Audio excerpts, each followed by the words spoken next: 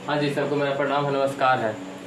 हमें उम्मीद है कि आप सब बहुत अच्छे होंगे, तंदुरुस्त होंगे, मस्त होंगे और अपने अपने कामों में व्यस्त होंगे। तो चलिए आज हम लोग देर ना करते हुए कल सेशन को शुरू करते हैं। जैसा कि आप लोग थंबनेल में भी देख लिए होंगे कि क्या हम लोग शुरू करने वाले हैं, आज क्या पढ़ने वाले हैं। तो आज हम लोग पढ़ने वाले हैं न्यूटन के नियम के बारे में, न्यूटन्स लॉ ऑफ मोशन। ठीक है, न्यूटन के गति के नियम।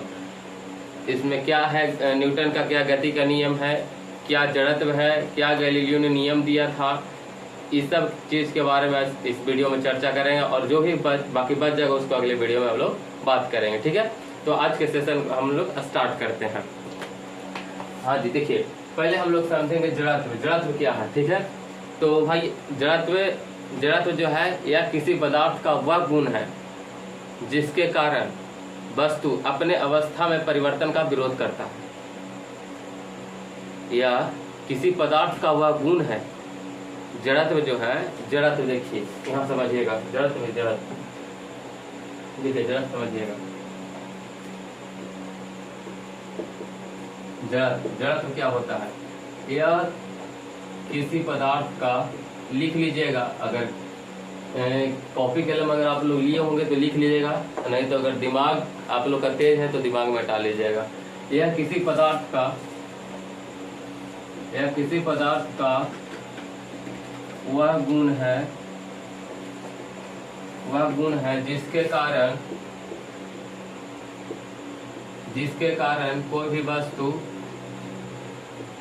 कारण कोई भी वस्तु अपने अवस्था परिवर्तन का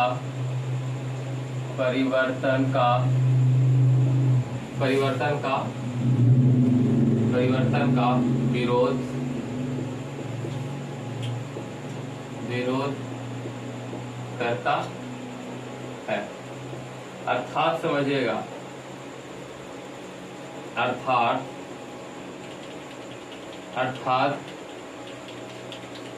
यदि कोई वस्तु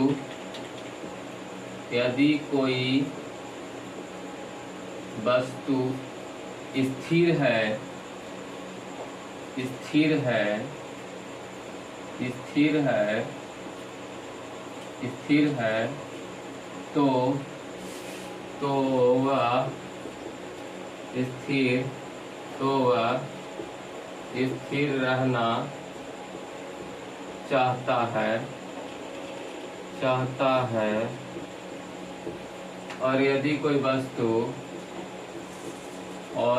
कोई वस्तु गति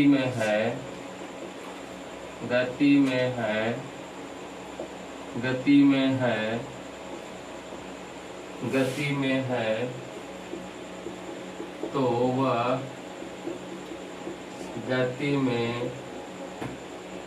रहना चाहता है। Is that clear? देखिए जड़त्व किसे कहते हैं? यह किसी पदार्थ का वह गुण है जिसके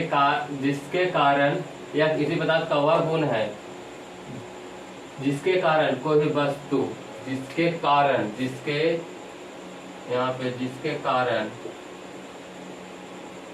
कारण कोई भी वस्तु अपने अवस्था परिवर्तन का विरोध करता है। अर्थात यदि कोई वस्तु स्थिर है तो वह स्थिर रहना चाहता है और यदि कोई वस्तु गति में है तो गति में रहना चाहता है। ठीक है, ये हो गया जड़त्व। ठीक है, जैसे जड़त्व कहे के मतलब है, समझिए सिंपल भाषा में, अपना भाषा में समझिए। अगर हम लोग जड़त्व की बात करें तो जैसे कोई भी अगर वस्तु रखा हुआ है, ठीक है, कोई वस्तु रखा हुआ है, अगर वो वस्तु को आप उस वस्तु का अगर अवस्था परिवर्तन आप लोग करना चाहिएगा तो अपने अवस्था में परिवर्तन होने का विरोध करेगा। विरोध करने का मतलब ये समझिए कि जैसे कि बल लगा रहे हैं कोई भी वस्तु पे, तो भाई आप जो बल लगा रहे हैं और जो वस्तु का द्रव्यमान है, वस्तु का भी तो कुछ भार होगा ना, उसका भी तो कुछ अपना भार होगा। ठीक है, उसका द्रव्यमान होगा, तो वो भी अपने अवस्था परिवर्तन का विरोध तो करेगा जरूर। जैसे कि समझ लीजिए कोई चौकी रखल है, चौकी के आप ढकेलिएगा तो जितना भार जो चौकी बेड का है, जितना भार है उससे आपको ज्यादा ही भार लगाना पड़ेगा, तब उसका जो परिवर्तन है वो उसका जो अवस्था का जो परिवर्तन है वो चेंज हो जाएगा, परिवर्तन होगा। ठीक है, मतलब वो एक स्थान से दूसरे स्थान घसक के चल जाएगा। इसका दीजिएगा आप, नहीं तो जितना भार चौकी का है या बेड का है, अगर उतना ही भार आप भी लगाइए, उतना ही बल आप भी लगाइएगा तो ढकलाएगा नहीं ढकलाएगा। ठीक है, तो उसका भी हर वस्तु का एक अपना जड़त्व होता है। ठीक है, तो आज हम लोग इसी के बारे में चर्चा करेंगे। और देखिए सर, जड़त्व का जो नियम है ये गैलीलियो चचा ने दिए थे। ठीक है, गैलीलियो साहब आप लोग जानते होंगे, गैलीलियो साहब को नहीं जाना तो है जग में, गैलीलियो साहब को, इन्होंने ही जड़त्व का नियम दिया था। ठीक है, जड़त्व की बात करें तो जड़त्व दो प्रकार का, एक होता है गति का जड़त्व, एक होता है विराम का जड़त्व। ठीक है, अगर इतना आप लिख लिए होंगे तो हम आगे बढ़ेंगे। चलिए हम आगे बढ़ते हैं, देखते हैं जड़त्व दो प्रकार का होता है। तो भैया काका ओकरा में है, ओकरो निपट ही लेते हैं। लगले हाथ है कि नहीं, देखिए। तो जड़त्व का डिफिनेशन आप लोग समझ गए होंगे, जड़त्व का डिफिनेशन। अब देखिए जड़त्व जो है जड़त्व दो भाग में बटा है। एक होता है गति का जड़त्व, एक होता है गति का जड़त्व, एक होता है विराम का जड़त्व, विराम का जड़त्व। ठीक है, एक होता है गति का जड़त्व, एक होता है विराम का जड़त्व। देखिए गति का जड़त्व कहता है बाबू कि अगर कोई वस्तु गतिशील है, अगर कोई वस्तु गतिशील है और वह जो है रुकना चाहता है या विरामावस्था में आना चाहता है तो उसे गति का जड़त्व कहेंगे। आराम से, गति का जड़त्व। अगर कोई वस्तु मान लीजिए हमनी के पास, स्टूडेंट के पास तो ज्यादा साइकिलें होता है। मान लीजिए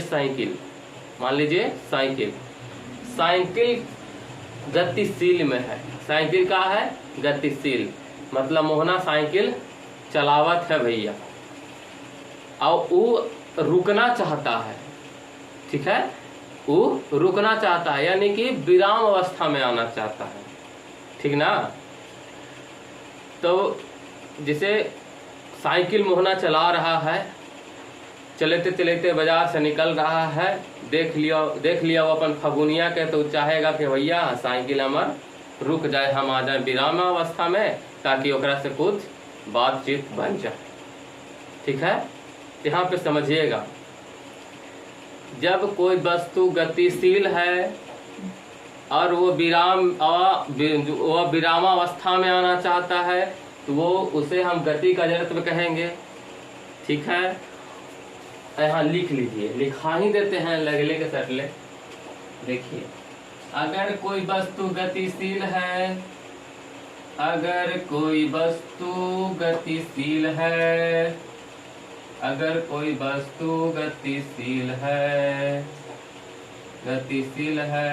और वह विरामावस्था में आना चाहता है तो उसे हम गति का जड़त्व कहेंगे।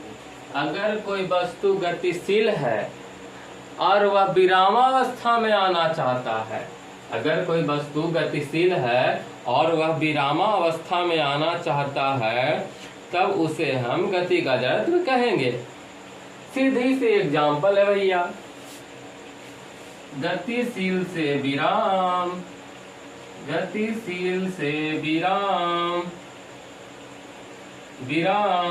कई भैया ई हो गया गति का जड़त्व। देखिए, अगर कोई वस्तु का जो प्रथम अवस्था होता है, कोई भी वस्तु का जो प्रथम अवस्था होता है वही जड़त्व कहलाएगा। यदि प्रथम अवस्था गति में है तो वो गति का जड़त्व कहलाएगा। यदि प्रथम अवस्था रुका है या विराम में है तो वो विराम का जड़त्व कहलाएगा। प्रथम अवस्था से दूसरे अवस्था में तो जो पहला अवस्था होगा वह होगा जड़त्व, जो जिस चीज का जड़त्व कह देगा। जैसे मान लीजिए गति में है तो गति का जड़त्व हो गया, विराम में रहेगा तो विराम का जड़त्व कहेगा। बस सिंपल सा बात है, गतिशील से विराम में आएगा तो गति का जड़त्व हो जाएगा। देखिए भैया, इसमें बहुत ज्यादा कंफ्यूजन होता है, ठीक है। तो कंफ्यूजन ना हो इसके लिए हम थोड़ा सा कहानी बनाकर आप लोग को समझाते हैं ताकि आप सबका कॉन्सेप्ट क्लियर। अगर कॉन्सेप्ट क्लियर रहेगा ना तो जौन भी सेट मारिएगा ना, जैसी सेट मारेला शुरू कीजिएगा ना, देखिएगा ना क्वेश्चनवा तो ऑप्शनवा चिल्ला के कहेगा मालिक एहजा है हम, समझे ना। इसलिए बी कंफर्टेबल, हौले हौले, ठीक है। हाँ, अब हम समझेंगे विराम का जड़त्व। देखिए भैया, विराम का जड़त्व, अगर कोई वस्तु विरामावस्था में है, अगर कोई वस्तु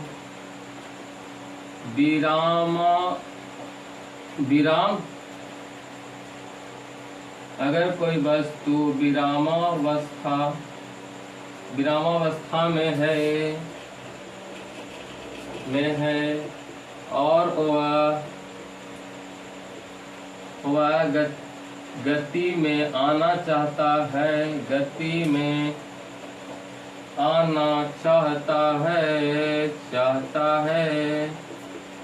तो उसे विराम का जड़त्व कहेंगे, तो उसे विराम का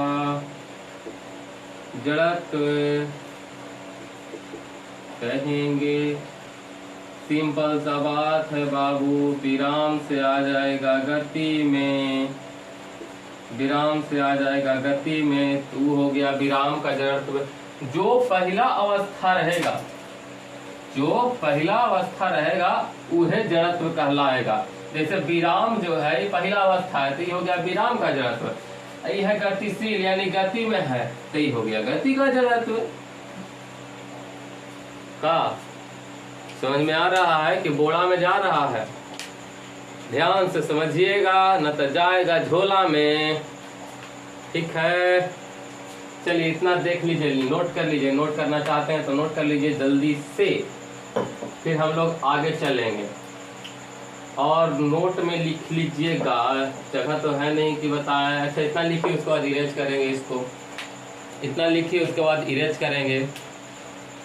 अच्छा एक चीज लिख ही लीजिए, लगने के सब लीजिए। गति का जड़त्व अधिक होता है, नोट में लिख लीजिएगा। गति का जड़त्व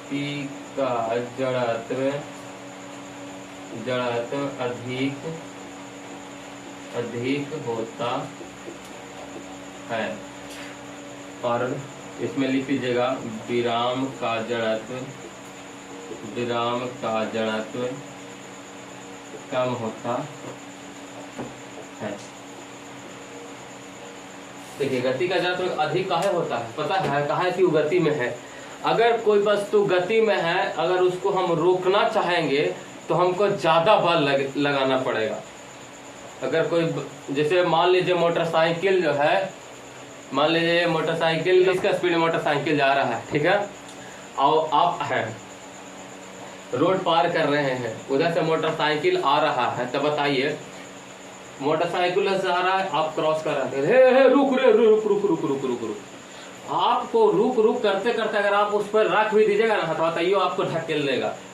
काहे कि जो जितना उसका जो जड़त्व है ना, उसके हिसाब से आपका जो बल लग रहा है वो कम लग रहा है। जो ब्रेक लगा रहा है ना वो कम लगा रहा है, ऊपर से अभी ब्रेक लगा रहे हैं, अभी उसको रोक रहे हैं ना जी, है। तो यह है कि अगर कोई वस्तु गति में रहेगा ना तो उसका जड़त्व अधिक होगा, अगर कोई वस्तु विराम में रहेगा तो उसका जड़त्व कम होगा। बस सिंपल सा बात, ज्यादा माथा पे पीना।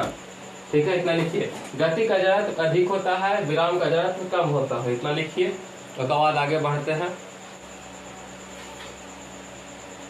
देखिए जड़त्व I बराबर होता है, जड़त्व को I से डिनोट करते हैं, I बराबर होता है mr²। इसको लिख दीजिएगा कहीं पे, ठीक है। जड़त्व I बराबर होता है mr²।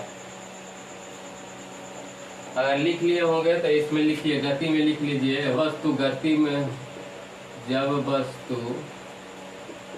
गति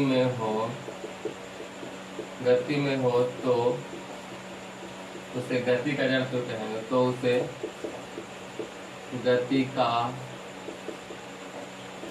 जड़त्व कहेंगे। इसमें लिखिएगा जब वस्तु विराम या रुका हो तो उसे विराम का जड़त्व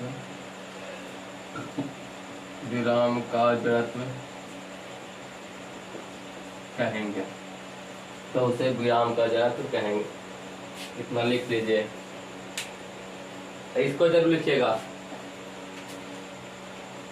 वेरी वेरी इंपॉर्टेंट। I बराबर mr²। चलिए लिखिए तो फटाफट हाथ चलाइए। तो जड़त्व जो है, जड़त्व वस्तु के द्रव्यमान तथा त्रिज्या पर निर्भर करता है। अब बोलिएगा कैसे? देखिए, जड़त्व I वस्तु के द्रव्यमान तथा त्रिज्या पर निर्भर करता है। हो गया तो मिटा रहे, लिख लिए हैं। चलिए मिटाते हैं।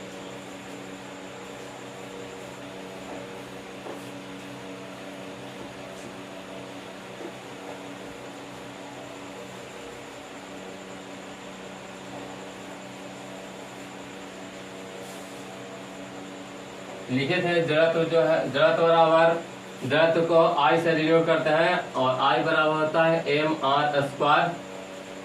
जड़त्व वस्तु के द्रव्यमान तथा त्रिज्या पर निर्भर करता है, ये लिख लिए होंगे। अब बात करते हैं न्यूटन का। न्यूटन जो थे, इतना धूर्त वैज्ञानिक की मत पूछिए। न्यूटन जो है अपना नियम, न्यूटन अपने तीनों नियमों को अपने बुक प्रिंसिपिया में लिखा, ठीक है, जिसका प्रकाशन 1687 ईस्वी में हुआ था। ये इसको भी लिख लीजिए। बात करते हैं न्यूटन का। न्यूटन जो है, ये अपने तीनों नियमों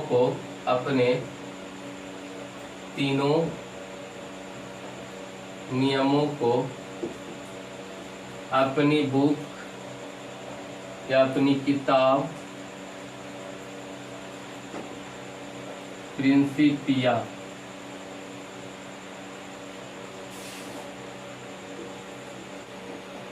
PRINCIPI अपनी बुक प्रिंसिपिया में लिखा। इस बुक का प्रकाशन, ये जो प्रिंसिपिया बुक है, इस किताब का प्रकाशन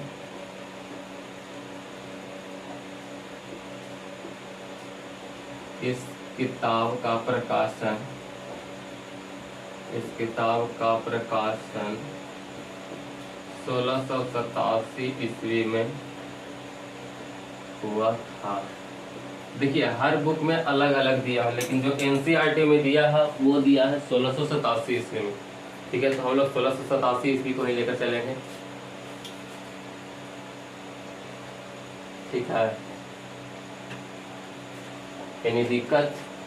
दिक्कत तो नहीं होना चाहिए, क्योंकि हम अपना तरफ से पूरा कोशिश कर रहे हैं, आप लोग को समझाने का प्रयास कर रहे हैं। तो आप लोग चीज समझने का चेष्टा कीजिएगा। न्यूटन जो है ये अपने तीनों नियमों को अपनी किताब प्रिंसिपिया में लिखा, जिसका प्रकाशन 1687 ईस्वी में हुआ था। अब देखिए, अब न्यूटन का नियम के बारे में बात करते हैं, ठीक है। तो न्यूटन के पहला नियम कहता है भैया, न्यूटन के पहला नियम कहता है, न्यूटन के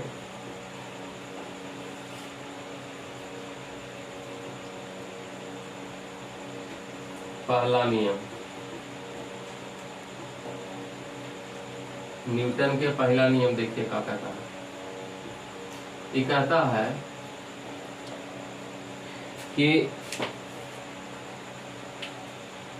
अगर कोई वस्तु गति में है तो गति में रहना चाहता है, अगर और यदि कोई वस्तु स्थिर है तो वो स्थिर रहना चाहता है, जब तक कि उस पर कोई बाहरी बल कार्य न करे।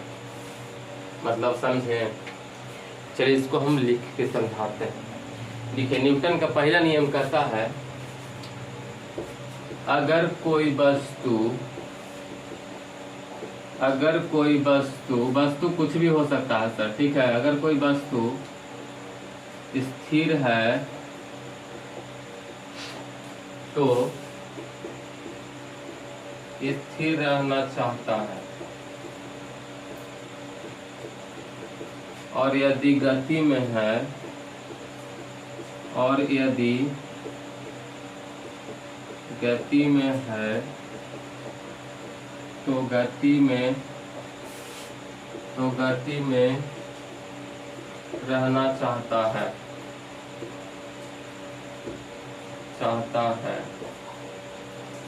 यहाँ तक है गैलीलियो चचा, ठीक है, जो जड़त्व का नियम दिए थे।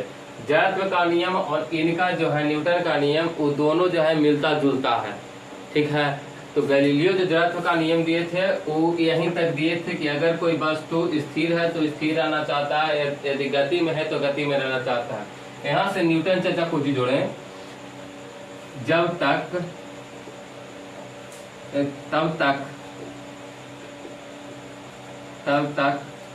जब तक कि इस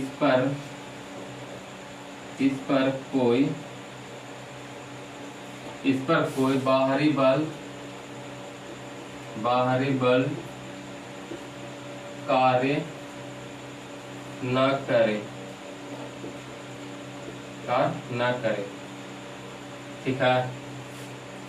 तब तक जब तक इस पर कोई बाहरी बल कार्य न करे।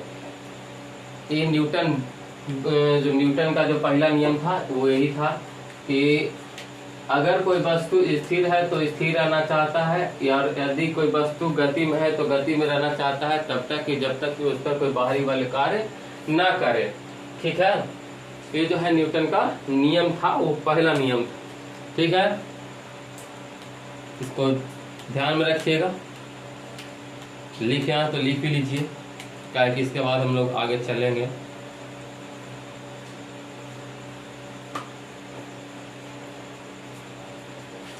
देखिए, अब जो गैलीलियो के मानने वाले लोग थे वो बोले कि जाके गैलीलियो से बोले, है चचा ये का हो गए, तो हर नियम के न्यूटन बाबा बोले थे कि हमार नियम, तो बोले हत बुड़वक, बोले से का हो गया, आई ना हमार नियम है ना ओकर नियम है, जड़त्व के नियम है। चले भैया, जड़त्व एक चीज के तीन नाम हो गया, एक ने बोला जाता है जड़त्व के नियम, एक ने बोला जाता है न्यूटन के पहला नियम, एक ने बोलता है गैलीलियो के नियम, ठीक है। ये लिख लीजिए, न्यूटन के पहला नियम को, न्यूटन के पहला नियम को ही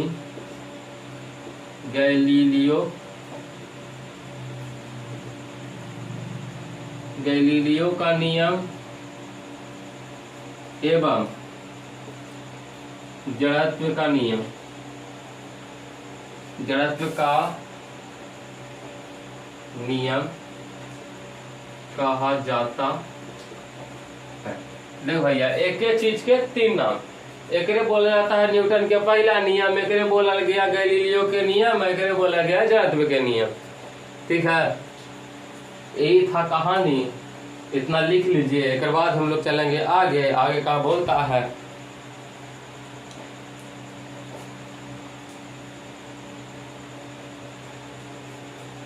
अगर कहीं पे जगह होगा तो लिख लीजिएगा कि न्यूटन के पहले नियम से बल का परिभाषा मिलता है। न्यूटन के पहले नियम से, यहाँ पे लिख लीजिए अगर जगह होगा तो। न्यूटन के पहले नियम से, न्यूटन के पहले नियम से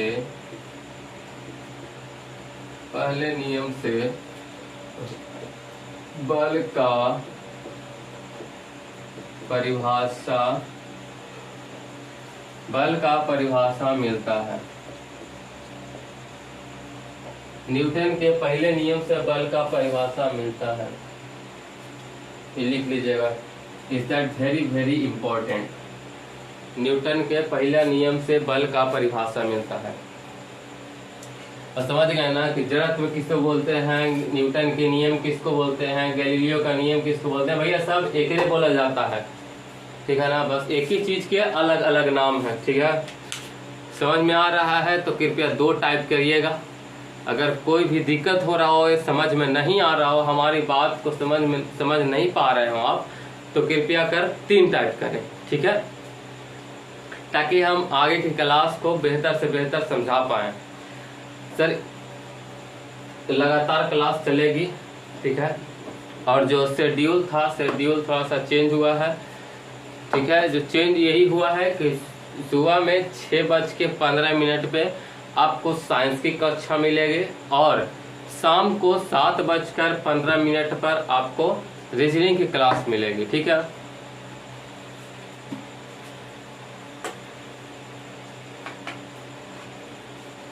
इसके कुछ एग्जाम्पल को भी हम लोग समझेंगे। ठीक है, देखिए इसके एग्जाम्पल को हम लोग समझेंगे। मान लीजिए कोई गाड़ी चल रहा है, ठीक है, मान लीजिए कोई गाड़ी चल रहा है, गाड़ी में यात्री है। अगर गाड़ी अचानक रुकता है, गाड़ी अचानक ब्रेक मारेगा तो यात्री जो है आगे की ओर झुक जाएगा। ऐसे बताइए, ऐसे चल रहा है और कहेंगे रुको, तो रुक जाइएगा इतना आसानी से। और ज्यादा रुकिएगा तो थोड़ा सा दम आगे दम झुक जाइएगा। ठीक है ना, जैसे साइकिल चला रहे हैं, आप चला रहे हैं साइकिल, हमारा दम जाए और हम कहते हैं रुक रे, मारे ब्रेक पिछला चक्का उठ जाएगा, उठेगा कि हम सीधे ऐसे आगे की ओर झुक जाइएगा। समझे? या तो फिर रुका हुआ है गाड़ी, ठीक है, गाड़ी रुका है, एक फिर अचानक से चल पड़ता है तो यात्री लोग जो बैठे हुए हैं वो पीछे की ओर झुक जाएंगे इससे। समझे? यही जो है जड़त्व के नियम है, न्यूटन के नियम है। देखो सिंपल से एग्जांपल्स बताए हैं, देखें, देखिए ये लिख लिया तो मिटा रहे हैं।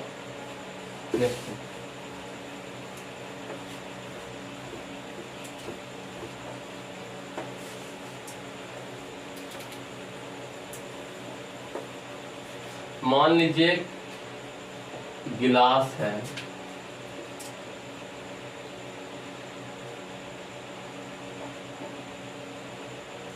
मान लीजिए गिलास है, गिलास में भरल है पानी, ठीक है, एकरा पर रखल है एगो कार्ड मान लीजिए कूटे पर रखल है, कूटवा पर मान लीजिए सिक्का एगो रखल है, ठीक है, सिक्का रखल है।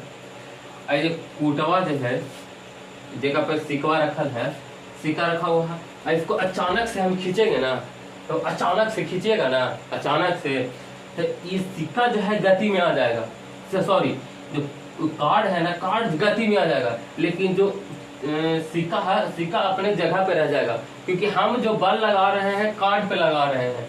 तो भैया हम जिस पे बल लगाएंगे वही गति में होगा। समझिए, जैसे मान लीजिए कड़वा के खींचे तो कार्ड जो है गति में आ जाएगा, लेकिन इसका जो है, ये जो सिक्का है, सिक्का जो है उसे स्थिर रह जाएगा, बौद्धा नियम, ऐसे बैठल और छपाक से नीचे पानी में। समझे? ई आ गया गति में, हड़ाक से चल जाएगा नीचे, ठीक है ना। काहे हम पढ़ाए न्यूटन के नियम में कि अगर कोई वस्तु स्थिर है तो स्थिर रहना चाहता है, अगर कोई वस्तु गति में तो गति में रहना चाहता है, तब तक जब तक उसे कोई बाहरी बल न लगे। बाहरी बल हम लगाए, स्थिर था, आ गया गति में ढाई से नीचे। का समझ में आवत है कि बोरा में जात है कि कंफर्टेबल, समझिएगा। जब कोई वस्तु गति में है तो गति में रहना चाहेगा, अगर कोई वस्तु स्थिर है तो स्थिर रहना चाहेगा, तब तक जब तक इस पे कोई बाहरी बल ना लगे।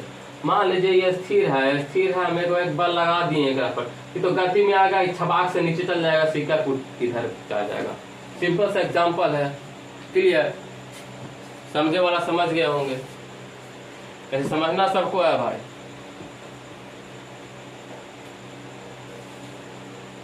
जैसे कोई कांच है, देखें, मान लीजिए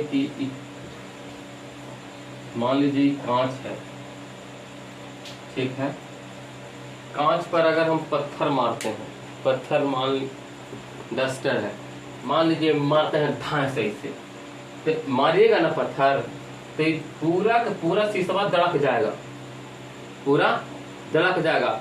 उहे अगर हम गोली मारते हैं एकरा पे, ठीक है ना, शीशा पर गोली मारते हैं ढाई से, गोली जो है ना छेद करके निकल जाएगा।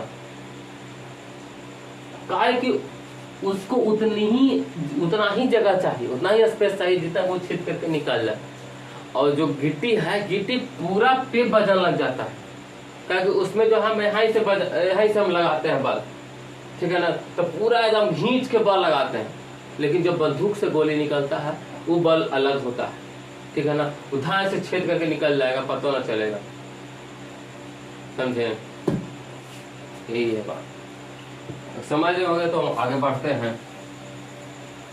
आगे बढ़े से पहले कुछ बेसिक जानकारी ले लेना अनिवार्य है, नहीं तो दिक्कत होना तय है, ठीक है। बेसिक जानकारी यही है। अब हम लोग पढ़ते हैं, जानेंगे वेग के बारे में, ठीक है। उसके बाद हम लोग आगे बढ़ेंगे ताकि न्यूटन के दूसरा नियम में हमको कष्ट ना हो, समझने में कोई दिक्कत, परेशानी, दुख, दर्द ना हो, ठीक है। अब हम लोग समझेंगे वेग के बारे में। वेग दो प्रकार के, एगो प्रथम वेग, वेग दो प्रकार का, एक प्रारंभिक वेग होता है और एक अंतिम वेग होता है, ठीक है। तो प्रारंभिक वेग को हम लोग यू से डिनोट करते हैं और अंतिम वेग को भी से डिनोट करते हैं। और वेग का जो मात्रक होता है मीटर पर सेकंड होता है। देखिए ऐसे समझिए आप लोग, देखिए वेग दो प्रकार के,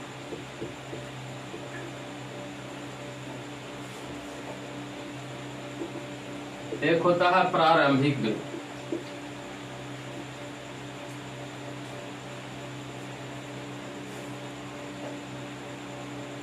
एक होता है प्रारंभिक वेग, एक होता है अंतिम वेग। प्रारंभिक वेग को हम लोग u से डिनोट करते हैं, अंतिम वेग को v से। और वेग का जो मात्रक है, मात्रक मीटर पर सेकंड होता है, ठीक है। वेग का मात्रक मीटर पर सेकंड होता है।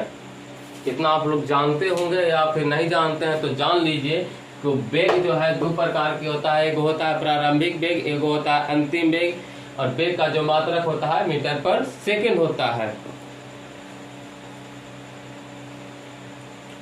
एक होता है त्वरण, जिसको हम लोग ए से डिनोट करते हैं, छोटा ए से, त्वरण।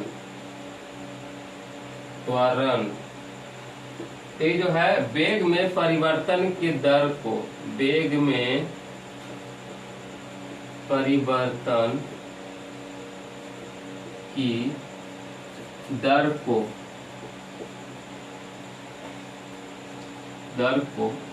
त्वरण कहते। इधर क्लियर?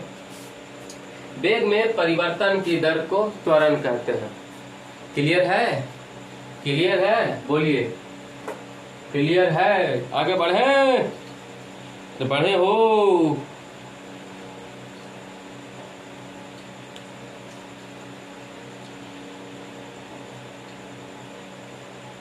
अब कहिएगा, बताइए कि कैसे वेग में परिवर्तन के दर को हम त्वरण मान लें। कहिएगा ना, तो देखिए कैसे मानते हैं। ए बराबर होता है, माने त्वरण बराबर,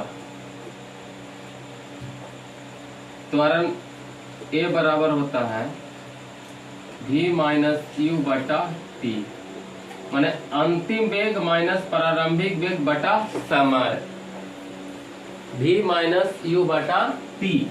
ये होता है भैया फार्मूला, एक पर बनता है न्यूमेरिकल।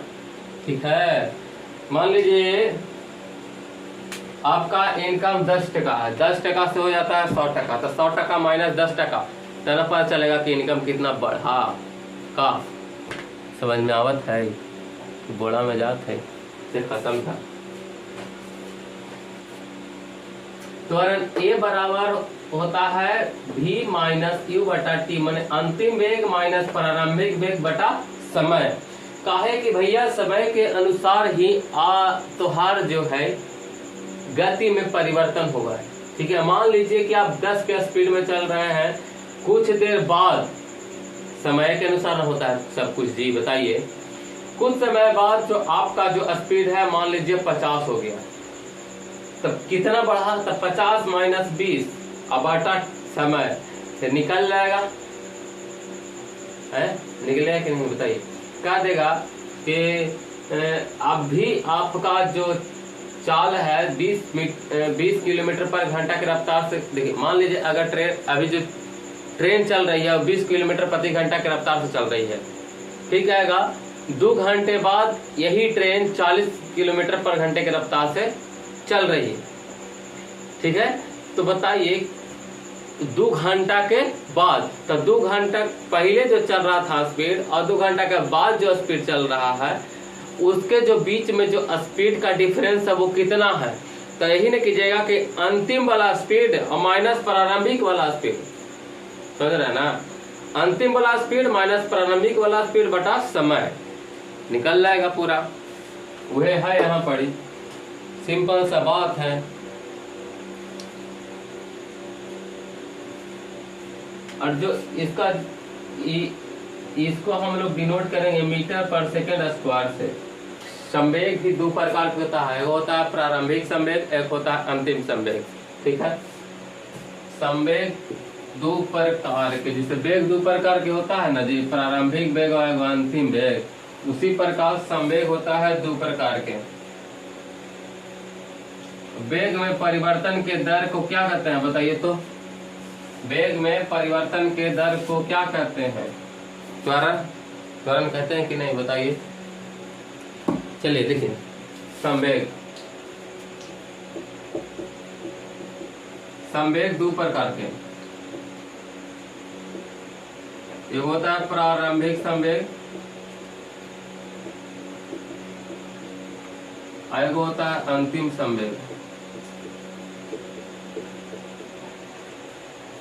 ठीक है, होता है प्रारंभिक संवेग। प्रारंभिक संवेग बराबर होता है द्रव्यमान,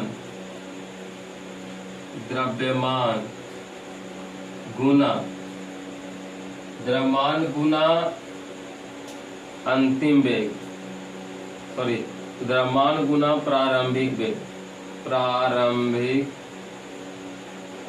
वेग, द्रव्यमान गुना प्रारंभिक वेग। द्रव्यमान को हम लोग m से डिनोट करते हैं, गुना प्रारंभिक वेग को u से, हो गया ना m गुना u, m गुना u। एक होता है अंतिम संवेग। अंतिम संवेग देखिए, अंतिम संवेग बराबर होता है द्रव्यमान, द्रव्यमान गुना अंतिम वेग, जरा v से डिनोट करते हैं हम लोग। ठीक है, अंतिम वेग ऐसे मान लीजिए, अंतिम वेग में कहिएगा सर तो फिर इसी झोल झपाटा करते हैं। मास अगुना अंतिम वेग का चीज से डिनोट करते हैं, भी से। m गुना भी अंतिम संवेग बराबर m गुना भी। आज के लिए इतना ही रहने देते हैं। अब न्यूटन के दूसरे नियम को, और शेड्यूल चेंज हुआ है, आप सबको हम बता दिए हैं, बार बार बता रहे हैं। शेड्यूल यही है कि सुबह 6:15 पे साइंस की क्लास चलेगी और शाम में 7:15 पे रीजनिंग की क्लास चलेगी। आज के लिए इतना ही रहने देते हैं, आगे की कार्रवाई अगली कक्षा में करेंगे। तब तक के लिए थैंक यू वेरी मच।